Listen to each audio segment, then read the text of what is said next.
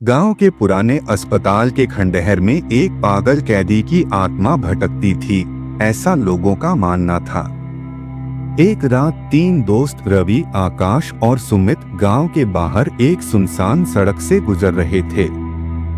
उन्हें एक बूढ़े बाबा मिले, जिन्होंने उन्हें चेतावनी दी, रुको, इस रास्ते पर मत जाओ, वहां मौत का साया है, पागल की आत्मा जिंदा है।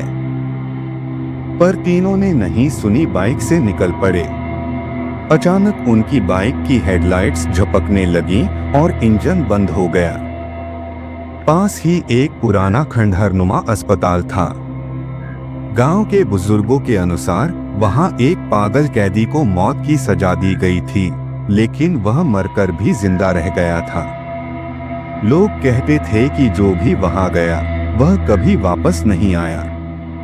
लेकिन तीनों दोस्त वहां जाने के लिए तैयार हो गए। जैसे ही वे अस्पताल में गए, अंदर अजीब सी ठंडक थी। चारों ओर टूटी हुई दीवारें, उल्टे लटके स्ट्रेचर और खून से सने कपड़े बिखरे पड़े थे। हवा में सड़न थी, जैसे किसी लाश की बदबू। ये जगह तो वाकई डरावनी है, सुमित ने घबराते हुए कहा। तभी अचानक पीछे से किसी के चलने की आहट आई।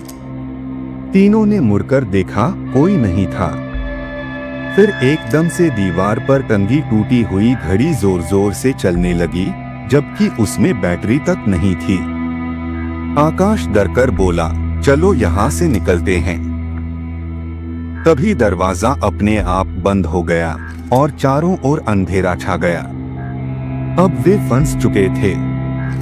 अंधेरे में एक धीमी हंसी गूंजी, तुम लोग भी मरने आए हो? रवि ने मोबाइल की टॉर्च जलाई और देखा, सामने एक परछाई थी, मगर कोई इंसान नहीं दिख रहा था। तभी अचानक रवि को जोर से पीछे खींच लिया गया।